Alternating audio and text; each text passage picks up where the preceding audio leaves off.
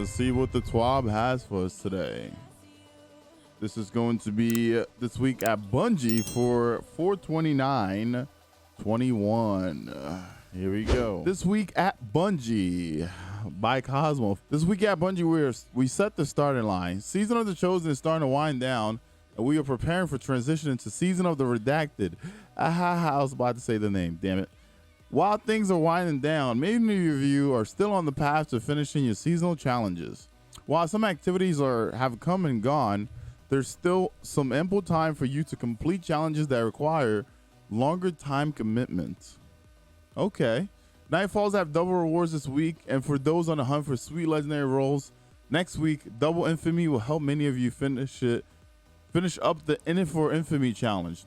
Guardians can now complete the final seasonal challenge week. As part of the Bungie reward, you can redeem the free Thrill of the Chase emblem as you complete the Mass of All Triumphs. So if you don't know how to redeem this, basically you go to the Bungie.net page, you log in, and you go to the rewards section, right?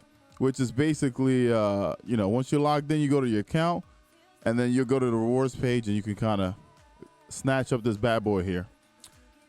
This week we'll be focused on upcoming weapon buffs as well as setting the stage for the Vault of Glass World's First Race. Let's get into it. Ready, set, raid. In case you haven't all heard, Vault of Glass is coming to Destiny 2 for the first time next season. And though we have revealed Season of Redacted yet, we haven't revealed Season of Redacted yet. We want to make sure you have time to make any arrangement necessary if you're planning on taking on the challenge of getting the VOG raid clear on day one. Vault of Glass will go live on May 22nd at 10 a.m. PDT. That's right, Guardians. We'll be going against Atheon in less than a month. The story isn't changing, but you may have noticed other differences. Our goal is to keep the feeling similar to how you remember, but we have made some updates to bring this content up to Destiny 2 standards. We don't want to spoil anything though. Experience it for yourself starting May 22nd. It's a race. World's First races have been exciting events over the last 7 years since, we first kicked things off with Vault of Glass in 2014. Back then, no one really knew what to expect from this new highly challenging co-op activity. There was a mystery and excitement in the air that set the stage for all future races to come. With this being the first raid returning from the Destiny Concert Vault, we asked ourselves, how do we recapture or reimagine that moment? Our goal is not to fundamentally evolve this raid into something completely new, so this will be the first race outside of previous hard modes where players have a broad understanding of what to expect while still encountering changes they'll have to adapt to. With that in mind, we're shaking things up with a new hype of World's First race. Vault of Glass will launch a contest mode displaying here, enabled for 24 hours. You'll need to be at 1300 power to be at the cap for all the encounters.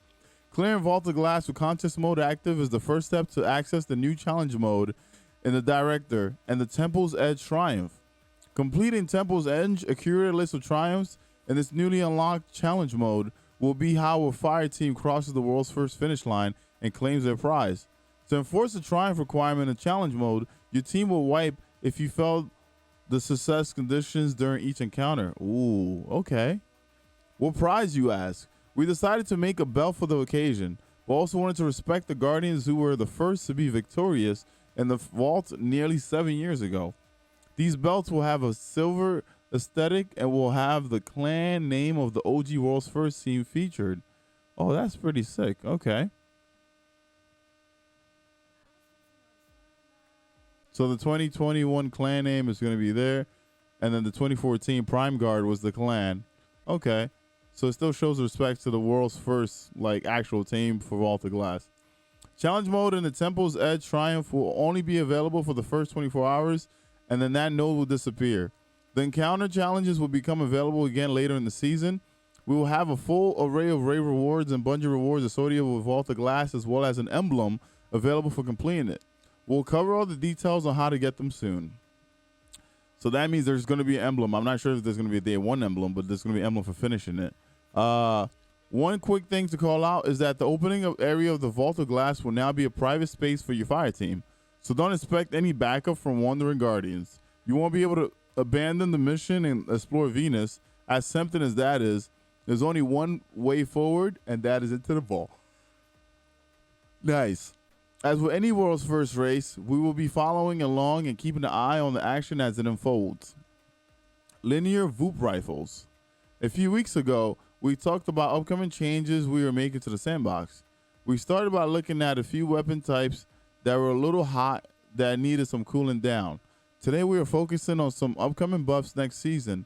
Weapons feature lead Chris Proctor is here with the details and goals behind what we have planned. Heavy weapon rolls. Hello everyone, it's great to be back. First, I want to show how we think about weapon rolls with heavy weapons in particular. We intend each weapon to excel in one or two areas, making them optimal choices in particular situations. Based on target type or engagement distance for heavy weapons, this is how we intend the weapons to fill the role of ad clear, single target damage, and burst damage. Ad clear. Clearing weaker enemies faster than you could with a primary ammo weapon for most content. Primaries do the ad clear job perfectly well, so this is most useful in high difficult PvE, such as Grandmaster Nightfalls, where you sometimes benefit from the rapid fire damage of a machine gun or the group clearing potential of a rocket launcher. Single target damage, burning down a boss. Burst damage, burning down the champion quickly, or for bosses with multiple damage phases, clearing the phase quickly. Yeah, that's true. How weapons map to roles. Sword, ammo efficient ad clear. Single target sustained damage, secondary burst damage at the cost of being next to the dangerous target. Rocket launcher, burst damage, secondary ad clear. Machine gun, ammo efficient ad clear, secondary single target sustained damage. We expect to adjust machine guns in a future season. They're not currently hitting this target. Okay. Linear fusion rifles, single target sustained damage where the target has a handy crit spot. Secondary burst damage. Drum grenade launchers, burst ad clear, secondary single target damage. And exotic snipers. I feel like the heavy exotic snipers, we need to move into the freaking energy slot, but that's just my take. Single target sustained damage where the target has a handy crit spot. A few examples of how we use heavy weapons in play tests of high difficulty content, or when we play Grandmaster Nightfalls in retail. Linear fusion rifles burn down champions, boss damage where the boss has a crit spot or with divinity. Yeah, linear fusion rifles are not using GMs though. I'm sorry to say this. Maybe sleeper, but there's nah. Maybe the change that they're gonna do to linear fusion rifles might make it better. Rocket launchers, yeah, for sure. Burst damage against champions or bosses, particularly lasting impression, clearing up clucked up waves of tough ads. Machine gun, breaking, matching shield and GMs where our other weapons can't do the trick. Using a machine gun instead of a primary weapon in a heavy ammo rich situation where your primary and special weapons are not rapid fire. Example in Monarch Succession, whatever machine gun has a useful damage type in this GM. Okay. Balance philosophy. There are two approaches we take to making balance changes. Big swings. Make a big change that we believe will immediately encourage new play behavior. Most useful when we need to nerf or buff something hard enough that everyone can tell that it happened, with the expectation that we may need to dial the tuning in a later release. Example, the 120 hand cannon buff in Beyond Light or the rocket launcher buff in Season of the Chosen. I think the 120 is way higher than the rocket launcher buff, but that's just me. I feel like rocket launchers should hold 2 in the mag, make it more viable.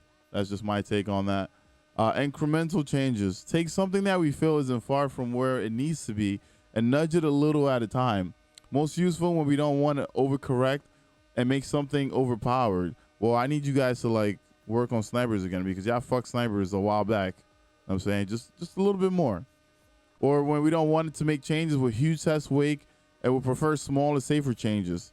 Example, the precision auto rifle change outlined below, or the seasonal rifles high impact pulse rifle changes.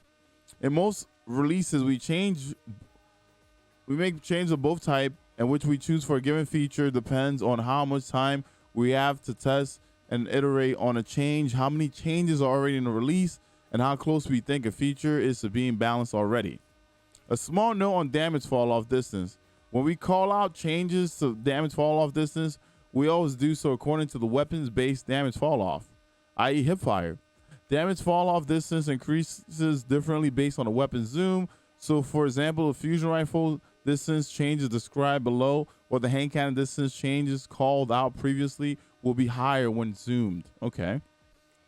Weapon archetype, precision auto rifles. This subfamily fell behind auto rifles and auto rifle tuning last year, so damage has been increased to be closer to the time to kill to the others. Increased precision, 450 RPM damage per bullet from 17 to 18. And I keep telling you guys, man, that AR, that Adept AR, farm for it. Seriously, get you an overflow one. Know what I'm saying? Get you a 4 times the charm disruption break, because you could throw that big ones on there, which is basically Vorpal. And for some reason, if ARs are barriers next season, you're going to be cranking through some shit. Especially if you love running as Izanagi, disruption break procs, extra damage. Come on, man. Go farm for the AR if you haven't yet. Trust me, all right? Also, a fun roll would be like a Feed and Frenzy Dragonfly. You know? You never know. You never know. We might get fucking a better Dragonfly mod. Who knows? But we'll see. Rares. We added a rare machine gun and bow to the world loot pool recently, but we didn't have any obtainable linear fusion rifles or breach grenade launchers and wanted to make sure that these archetypes were also easily accessible. Added existing but unobtainable rare linear fusion rifle and breach grenade launchers to the world loot pool. Linear fusion rifles. These are an unpopular choice in PvE. They are, because they charge, right? They have charge time. But after I charge it, it still doesn't keep up with my sniper that doesn't need any charge time. So let's see what Bungie did here, because what the fuck, dog? Largely because other weapons do the intended job, single targets sustain damage better or more efficiently without the requirement of landing all precision hits, we want to keep the linear fusion rifle focused on precision damage, but decided to increase the precision damage to make them more competitive. It better be good, man. I'm saying, like, it's crazy. All right. And increased reserves to give them more staying power. Note that we have seen plenty of suggestions to move some or all linear fusion rifles out of the heavy slot, but this is a substantial amount of work and a balanced risk for PvP due to the financial difficulty of balancing sniper rifles as insta-shot weapons against linear fusion rifles of charge time. Thank you for hearing me out. Know what I'm saying? I've been talking about this for a long time. All right. If I charge something, it should hit hard. What's the point of me winding up something if it's going to hit less than something that doesn't need charge, aka snipers? All right. With wildly varying flinch and aim assist values and reduces weapon diversity in the heavy slot. It's still a possibility for sometimes in the future, though, if tuning them as heavy weapons doesn't have the desired effect. I mean, we'll see. Increased precision damage by 15%. That's not bad. I think that increase should have been 30%. Like, come on, Bungie, double it up. Because right now, they ain't doing much. You know what I'm saying? All right, just 30% would have been better, but 15%, I'll take it. I'll take it. Increase reserve ammo by 20%. Okay, so I get to hold a little bit more. All right, that's cool. All right, now, can we talk about perks? A lot of the perks that we get for most of these fusions are doo-doo. All right, I need some better stuff. Y'all wilding over there, especially since this lies on precision. You know, what's up? Let me get some triple tap stuff. Like, what's going on over there? All right, thanks. Maybe a new perk that kind of works with linear fusion rifles, right? That kind of makes it work better. I'm not sure. We'll see. Fusion rifles. The recent buff to fusion rifle range had the side effect of making the best subfamily for PvP high impact even better. So we decided to bring low range stat fusion rifles up a fair bit. Increased damage Falloff starts for fusion rifles. No effect on 100 meter range stat. Plus 2 meter on 0 range stat. All right, we'll see. I have a few ideas on certain fusion rifles I might try to use. I still don't believe it really, but we'll see. All right. Perks. Subsistence. When we made this perk, we were experimenting with unusual downsides with powerful perks. No, when this shit came out, it sucked dick. All right.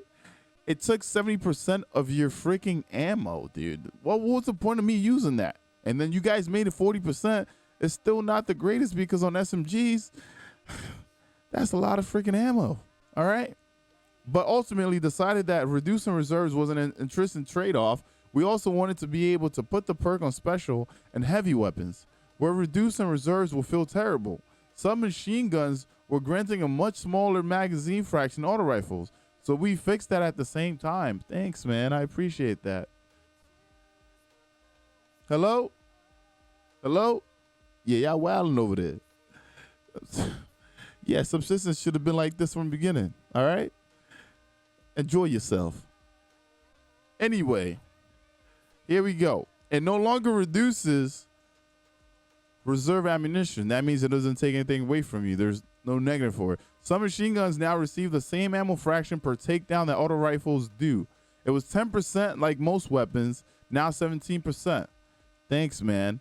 Most submachine guns don't hold that much anyway. So I would have said 25%. But hey, that's just me. Because I feel like ARs hold more than SMGs usually, but whatever. High impact reserves and under pressure. Due to technical constraints at the time were created, the trigger condition for these is on projectile impact, i.e. the bonus won't take effect until you fire the weapon once. But we have more flexibility in perk activators now. These are now active as long as their conditions are met. Cool. Unrelenting. I really want Unrelenting to be really, really good. All right. It reminded me of like this D1 perk, you know. I really wanted it to be good. It's still doo-doo, but let's see what they done here. This was hard to trigger in difficult content, and the health reward was hard to perceive. Now easier to trigger in PvE. Immediate trigger on majors and healed 20% more. That's not bad. It had immediate trigger on bosses, but not majors, so that's not bad. And it healed 20% more. Interesting. Very interesting. Okay, whatever. I'll take it. I'm probably still not going to use it, but we'll see. Sympathetic Arsenal isn't appealing enough for many players as it is because it is useful in niche situations. So we decided on small buff to sweeten a little bit. Yeah, it is very, very, very situational. Very. Now it grants plus 20 reload in addition to its primary effect. What is up with Bungie just like adding like reload or handling or, you know, like some other stat when a perk sucks? Can we just revisit the perk real quick and just change it just a little bit? You know, like just a little bit? I don't know. Dragonfly. It always bugged us that Dragonfly wouldn't proc on every enemy you could finish with a precision hit. Now it works on heavy shanks and servitors and occurs even faster than after the Season of the Chosen fix. Nice. Okay. Hip fire grip. We've been careful not to overbuff this, since when hipfire is too effective, it changes the game significantly. So we're just bumping this a bit more over the seasonal arrivals to make it a more useful option. So what you saying is, did last word just get a buff? Is this what will happen? I don't know, but we'll see. Plus 1 degree precision hipfire angle threshold, plus 1.2 reticle stickiness Falloff distance. Also, hipfire grip. Doesn't like them and so have like a built-in hipfire grip? I don't. Okay, we'll see. 1 degree doesn't seem like much, but for reference, hand cannon aim assist cone angle is 2.5 degrees at 0 to 3 degrees at 100, and you can feel the difference between a 90 hand cannon and a 100 hand cannon. So a small difference can be significant. Note that precision hipfire angle caps at the aim down sight aim assist cone angle. Okay. Iron grip, iron gaze, and iron reach. We were cautious when making stat bump perks in seasonal arrivals. Now I wanted to break weapon stat ranges at too low of a cost, but the penalties these ship were too much now that we've seen them in the wild. Reduce secondary stat penalty from 40 to 30. Okay. Osmosis. This is gonna be fun. I kept some osmosis weapons. We didn't have the time to address these when stasis came into being, but always wanted them to work correctly when playing on stasis subclass. Osmosis now switches the weapon to stasis damage when playing on stasis subclass. This should work for any mechanic that asks for stasis damage, but not for stasis ability damage. Also, creative stasis visual effects for all weapon types that osmosis can appear on more, coming later. Elemental Capacitor. With a stasis subclass, grants plus recoil direction and reduces ADS move speed penalty. Okay. That's cool, though. That's different. I like how they're incorporating the dark subclasses into it. No distraction. Because of an exotic change below and the sniper rifle flinch changes in the Season of the Chosen, we want to make no distraction a more appealing option for combating flinch. Reduce trigger time from 1.5 to 1 and increase flinch reduction from 30% to 35%. All right. Celerity and Bottom's Grief. We added these specifically in an earlier Twab, but here are the buffs again. Note that we buffed the perk themselves, so these changes will apply to your resistant drops of these weapons. These being alternate perks on adept weapons can't be applied retroactively though. Celerity now also grants plus 20 handling and reload in addition to the triggered effect. Bottom's Grief now always grants 30 to the mag in addition to the trigger effect. Thresh. This change is already live and not a buff so much as a bug fix. Thresh unintentionally only worked in PvP for certain weapons and Beyond Light, but Thresh has worked on all weapon types in PvP since Season of the Chosen launch. Nice. Mods. Adept mag, adept targeting. Same reason as the Iron Band of perks. We're cautious initially, but think it's fine to reduce the penalties for these perks. Haven't seen them in action. Reduce secondary stat penalty from -20 to -15. Okay. Fix adept mag not granted reserves when applied to a sword. That's okay. That's pretty neat. Adept counterbalance. This didn't feel like enough of an upgrade over standard counterbalance stock to be worthwhile. Increased recoil direction benefit. Okay, fine. Oh my God. I never thought I'd see the day. Mighty multi-tool. We see many requests to switch this from Outlaw. Outlaw is fucking terrible on this. Oh my God. To something more useful. And one thing we observe is Mighty losing fights to weapons that cause more flinch. So here we go. Change the Catalyst perk from Outlaw to no distractions. It could work. It could work. It could definitely work. Hawkmoon. Increase priority of paracausal charge and paracausal shot buff text. This was sometimes dropping off the bottom of the list. Okay. What that means is when you have that perk up and you have like charge of light and, you know, weapons of light and all these other things happening on your screen, it will still show you the how many of the paracausal charge you have. That's pretty neat. The future. Sometimes further into Season 14, we expect to touch the following. All shotguns. We don't expect the change to the two dominant shotguns replacing Quickdraw with surplus and nerfing Quickdraw to really move the needle on shotguns usage over on PvP. No, because people are going to Quickdraw glitch anyway. We agree with some of the comments that weapon usage is not only dependent on tuning, but that map design is also a factor. However, we want more weapons to be viable on all maps, and we can achieve this through tuning. Giving other special weapons room to excel, specific coming later. Oh yeah? You sure? You positive? Ah, shit. Yo, this next line is about to be crazy. Like, hello? Them intels, no, baby, they about to fuck you up, huh? With the upcoming nerf to 120 hand cannon range, we expect to see a surge in Dem Intel usage, which is already high. We had enough moving pieces in Season 14 that we didn't want to try to squeeze this in at the same time. But we have a change ready to go that reigns in its ability to challenge sniper rifles. 120 hand cannons and scout rifles while in hipfire without detracting from the fantasy of the weapon. Okay, we'll see. Know what I'm saying?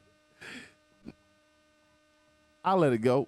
Fusion rifles. As with some of our other changes, we don't want to bump these up too fast, so we'll follow up if needed. Okay, that's cool.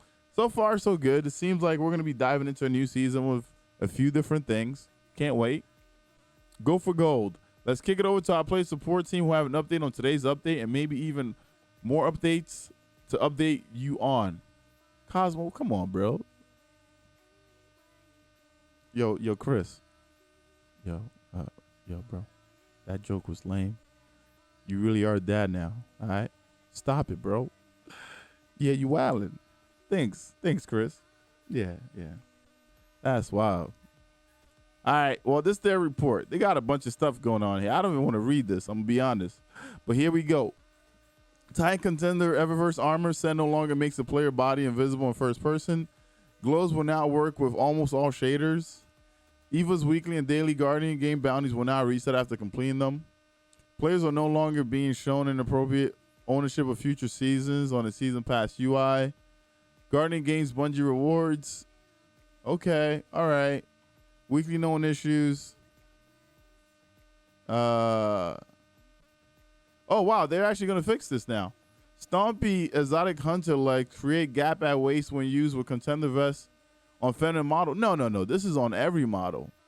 This should be making hella holes. Like somebody stabbed you up. Yeah, fix that. The reactive pulse arm mod may no longer be eminent bursts of damage and arcane. Ooh, okay. All right. The Guardian games are ongoing, and the Hunters are off to an early lead boosted by their superior numbers. But as the bonuses continue to stack, the daily races are getting closer. We saw Warlocks take their first Guardian Games W on Wednesday, and we couldn't be prouder. What in the hell? W on Wednesday, and we could. Yo, yeah, I set that up. All right, this shit is rigged. All right, we're Warlock winning Wednesday. Oh my God, Will Warlock winning Wednesday. Why didn't you just put this W as a cap too? Mark a tuning point or Titans taking Tuesday. Only a matter of time. Bro, Titans taking Tuesday. Yo, these dad jokes gotta go. Or maybe it'll be Hunters who put a stop to all this wordplay. Yo, you a rapper now? That's crazy. Only time will tell. There are still 2 thrilling weeks left, and it's anyone's game. Wow, that's crazy. Less than 2 weeks to go before we usher in a new season. Keep your eyes peeled for more info next week. Damn, you getting W's on a Wednesday? I'm about to steal that. You know what I'm saying? Like, Titans out here taking Tuesdays. Anyways, there goes the Twab for the week. The 29th of 2021. My name's Ekuegan. I'm out. Thank you for watching. Remember, if you like these reactions, hit the follow button or the subscribe button. I know a lot of people probably come in and watch and forget to hit that. You know what I'm saying? Show me some love, dog. Appreciate it. I'll see you on the next video.